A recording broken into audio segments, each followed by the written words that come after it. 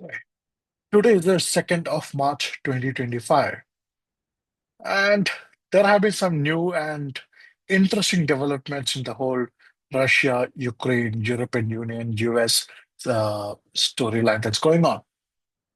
The latest news that I heard here is that a Norwegian bunkering company, that is a company that provides fuel to ships, uh, something called as Haltmark. They have promised that they are not going to supply fuel to US Navy ships as long as Trump is in power. I found that to be a very strange news. If it is an aberration, I mean, somebody who is just mouthing off without any sort of confirmation or without any larger game set in mind, then it will get corrected in the next couple of days. But if this is something that is coming with the approval of Norwegian government and European Union, then that is a very interesting indicator.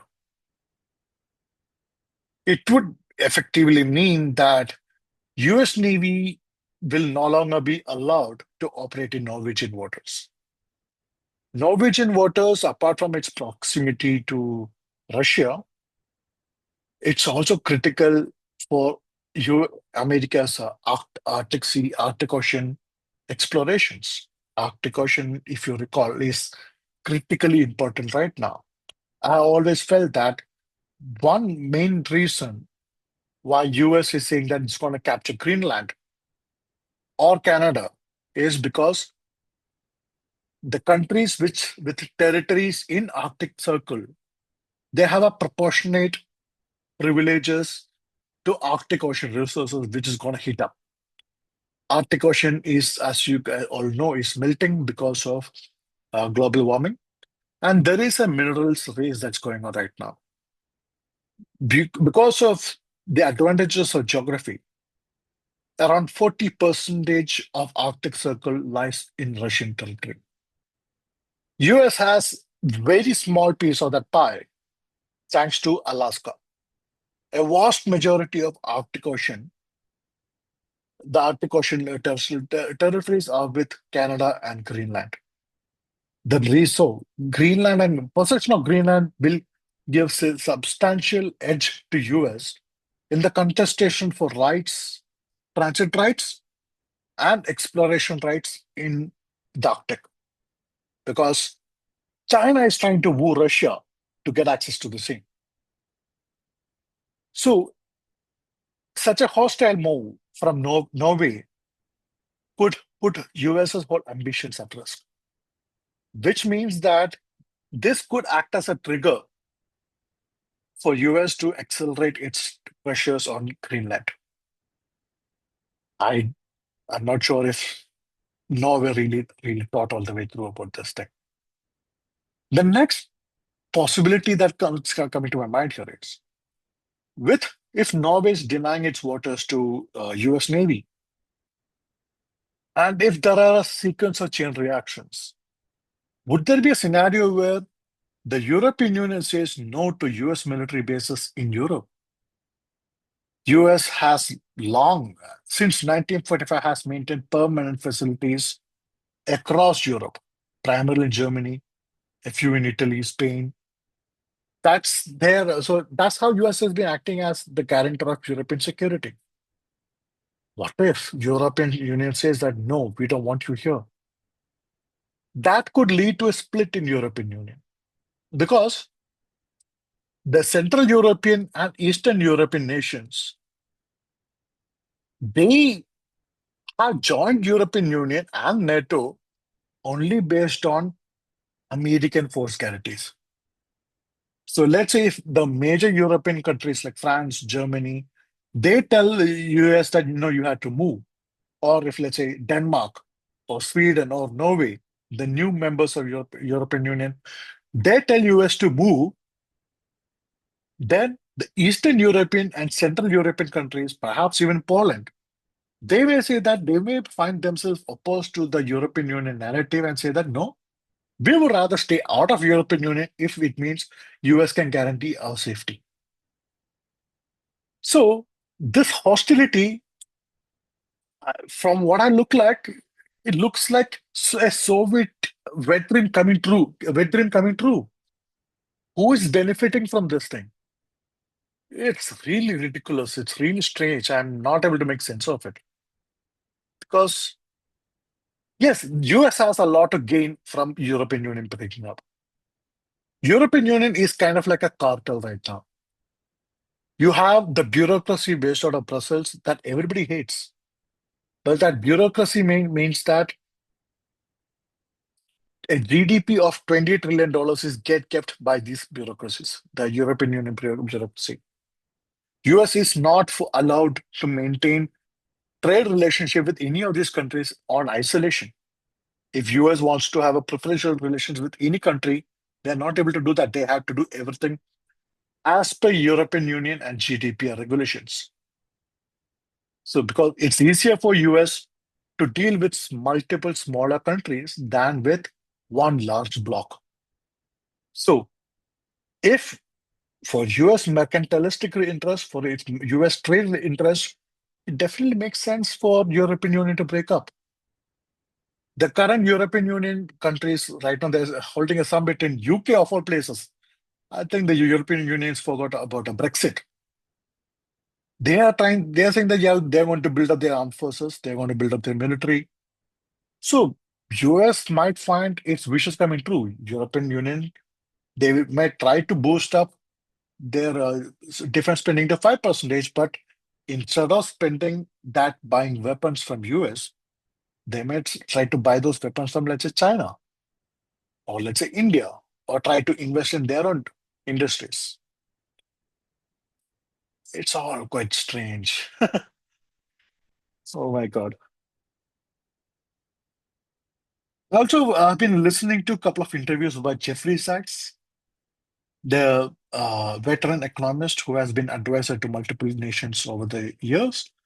And it seems like he and me, we are on the same page as far as my analysis of the US-Russia alliance is coming along. Where I am opposed to him here is he does not consider China to be a threat, but I do consider China to be an existential threat. Well, I'm of course Indian. I have my own biases, but it makes logical sense for me that I don't think US is particularly in a multipolarity. No, it's not. US wants to retain unipolarity, but on its own terms. It just has realized that Russia, it's easier to have Russia as an ally, and it does not make sense to keep Russia as an enemy. For the same reason the US is now being Afghanistan, it's right now has a relationship with Taliban. For that same reason, I, s- I absolutely anticipate US and Russia coming together. The sanctions could go off and they could form an alliance. It has happened in the past. The whole International Space Station was basically US-Russian alliance. It could happen again. What we are seeing right now is a fallacy of the whole propaganda narrative that was running for the last 3 years. I would never say Russian invasion was a good idea. But from the February of 2022, I've been seeing the propaganda narrative and the propaganda wars.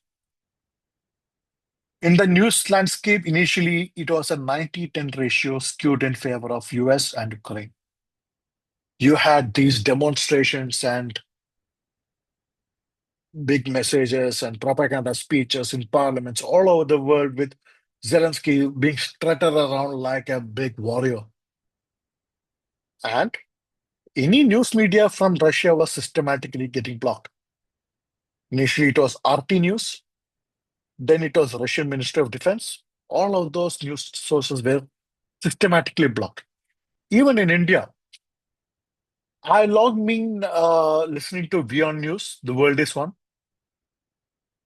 In the early years of the war, at least in the early months of the war, I used to follow Beyond News because they had a balanced narrative. They were not skewed to one side. But over time, I saw how their narrative started excluding Russia. They had joined the media bandwagon of all in support to Zelensky and Ukraine. I stopped watching Beyond News around at that time. Because if I'm not getting unbiased news, then what is the point of me spending time watching that? Now, we see all this propagandas come crashing. Zelensky has been hoisted up his own petards. He thought the propaganda tour can continue in front of Trump, who does not buy his bullshit. It's like bullshitting the biggest bullshit in the world. He came, he finally had to face reality, and now Ukraine is screwed. How is European Union going to help Ukraine? If you look at the military statistics as it stands today, you might feel that yeah, European Union or the NATO without US is equally balancing Russia. But 50 to 60 percentage of NATO European military strength comes from just one country, Turkey. Without Turkey, NATO does not have any power at all. Germany has just 300 tanks. UK has just 220 tanks. France might be a little bit better, but other European nations, what military power do they have? They don't have any military strength. How the hell are they going to help Ukraine? They say they've been giving a lot of money. Sure, yeah, as loans. What is the point of money if you are not able to buy the weapons?